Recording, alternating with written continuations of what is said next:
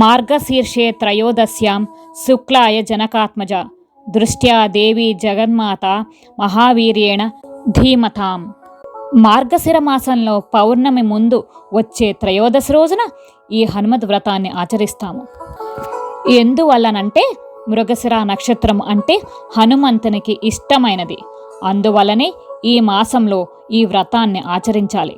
ఆంజనేయ స్వామి భక్తికి ప్రతీకగా ఆత్మవిశ్వాసం పెంచి అపజయాలను తొలగించి విజయాలను చేకూర్చే శక్తిగా పూజిస్తారు. భోగాన్ని మోక్షాన్ని ఇచ్చే కల్పవృక్షం హనుమంతుడు. భక్త సులభుడైన హనుమంతుని అనుగ్రహం పొందటానికి దివ్యమైన మార్గం హనుమద్వ్రతం ఆచరించడమే. ఆర్తజన రక్షకుడు భక్త సులభుడు అయిన ఆ హనుమంతుణ్ణి అనుగ్రహం పొందడానికి భక్తులంతా పరితపిస్తూ ఉంటారు. ఇలా ఆ స్వామి అనుగ్రహానికి పాత్ర కావాలంటే అందుకు దివ్యమైన మార్గం మార్గశిర త్రయోదశి నాడు హనుమంతుని పూజించి హనుమంతుని ఆయన శక్తి స్వరూపమైన సువచ్చలాదేవిని పంపా నదిని కలశంలోకి ఆవాహనం చేసి పూజించి హనుమత్ కథను శ్రవణం చేసి హనుమత్ ప్రసాదం తీసుకుని వ్రతం పూర్తి చేసుకోవాలి. ఈ వ్రతంలో భాగంగా 13 ముళ్ళ తోరాన్ని ధరిస్తారు.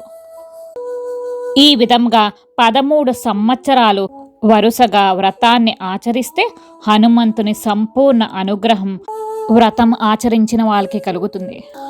హనుమంతుడు పంపా నదీ తీరంలో విహారం చేసేవాడు కాబట్టి ఈ వ్రతాన్ని పంపా నదీ తీరంలోనే చేసుకోవాలి.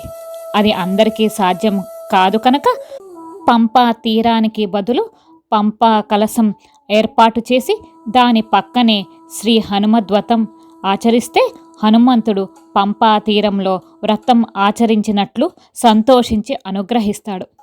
ఈ వ్రతంలో పంపా కలశ స్థాపనే ముఖ్య విధి. హనుమంతునికి షోడశోపచార పూజ చేసి హనుమ అష్టోత్తర శతనామావళి చదువుకుని ఈ కథ విన్నవారికి సకల శుభాలు కలుగుతాయి. హనుమద్వ్రత కథను విందాం.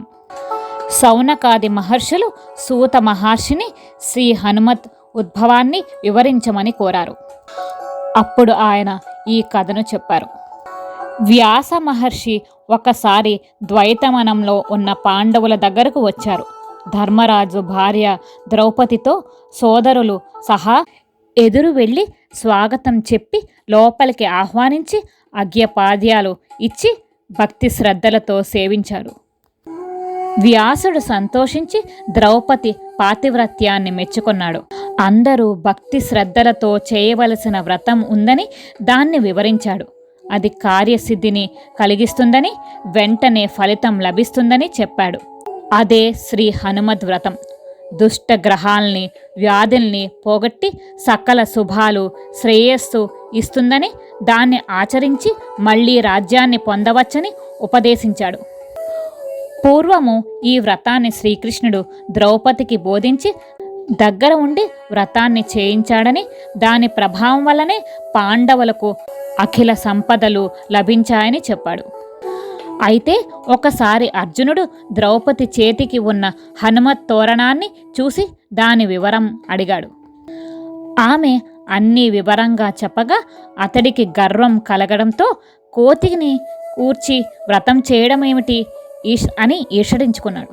తన జెండాపై కట్టబడ్డవాడు ఒక వానరుడు అయిన హనుమంతునికి వ్రతం చేయడమేమిటనే దుర్భాషలాడాడు. ఆమె ఏడుస్తూ తన అన్న శ్రీకృష్ణుడు చెప్పి చేయించిన వ్రతం ఇది అని చెప్పింది. అయినా అర్జునుడు కోపం తగ్గలేదు. ఆమె చేతికి ఉన్న తోరణాన్ని బలవంతంగా లాగి పారవేశాడు. 13 మూడుల గల హనుమత్ తోరాన్ని తీసివేయడం వల్లే 13 ఏళ్ల అరణ్యవాసము అజ్ఞాతవాసము అని వివరించాడు. కనుక వెంటనే హనుమత్ వ్రతం చేయమని హితవు చెప్పాడు. ధర్మరాజుకు సందేహం కలిగింది. పూర్వం ఎవరైనా ఈ వ్రతం చేసి ఫలితం పొందారా అని అడిగాడు. దానికి సమాధానంగా వ్యాసుడు ఒక కథ చెప్పాడు. పూర్వము శ్రీరాముడు సీతను వెతుకుతూ తమ్ముడు లక్ష్మణునితో ఋష్యమూక పర్వతం చేరాడు. సుగ్రీవ హనుమంతునితో సఖ్యం చేశాడు. అప్పుడు హనుమత్ రామునితో తన వృత్తాంతం అంతా చెబుతూ దేవతలంతా తనకు ఎలాంటి వరాలు ప్రదానం చేశారో వివరించాడు. బ్రహ్మాది దేవతలు హనుమతో, హనుమ, నువ్వు హనుమత్ వ్రతానికి నాయకుడుగా ఉంటావు.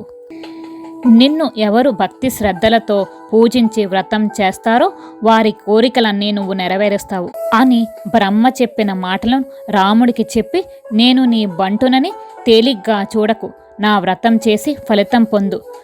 త్వరలో సీతా దర్శనం కలిగి రావణ సంహారం చేసి అయోధ్యాపతివి అవుతావు అని విన్నవించుకున్నాడు హనుమంతుడు. అప్పుడు ఆకాశవాణి హనుమంతుడు చెప్పినదంతా సత్యమేనని పలికినది. వ్రత విధానం చెప్పమని హనుమంతుని రాముడు కోరగా మార్గశిర శుక్ల త్రయోదశి నాడు హనుమత్ వ్రతం చేయాలని హనుమంతుడు చెప్పాడు. పంపా నదీ తీరంలో శ్రీరాముడు సుగ్రీవాదులతో వ్రతం చేశాడు. 13 ముళ్ళ తోరణము పూజించి కట్టుకున్నాడు. కాబట్టి సందేహం లేకుండా ధర్మరాజాదులను ఈ వ్రతము వెంటనే చేయమన్నాడు వ్యాసుడు. వ్యాస మహర్షి మాటలకు సంతృప్తులై ధర్మరాజు భార్య సోదరులతో వ్రతాన్ని విధి విధానంగా చేసి అంతా తోరాలు భక్తి శ్రద్ధలతో కట్టుకున్నారు. ఎవరైతే భక్తి శ్రద్ధలతో ఈ హనుమద్ వ్రతాన్ని చేసుకుంటారో వారికి సకల సౌఖ్యాలు కలుగుతాయి, దుష్ట బాధలు ఉండవు, జీవితంలో ఉన్న పీడలన్నీ తొలగిపోతాయి, మనోధైర్యం కలుగుతుంది, మీరు చేయవలసిన పనులన్నీ సులభ సాధ్యంగా జరిగిపోతాయి. జై హనుమాన్.